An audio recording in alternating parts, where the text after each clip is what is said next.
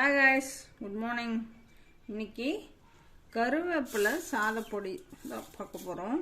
அதுக்கு கடலைப்பருப்பு, கொள்ளு முழுசாக தோலோடு வறுத்துருக்கேன், துவரம் பருப்பு, இதுக்கு தேவையான அளவு வரமிளகாய், பாசிப்பருப்பு, உளுத்தம் பருப்பு, மிளகு, சீரகம் இதெல்லாம் சேர்த்து இதோட வறுத்து வச்ச கருவேப்பிலையும் சேர்த்து உப்பு, இதுக்கு தேவையான உப்பு போட்டு நாம் அரைச்சி சாதத்துக்கு, இட்லி, தோசை எல்லாத்துக்கும் பயன்படுத்திக்கலாம்.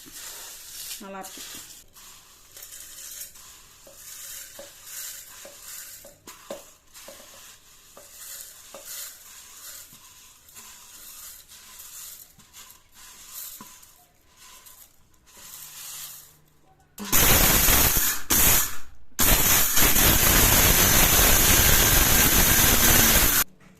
இப்போ இதை நல்லா குறை அரைச்சாச்சு.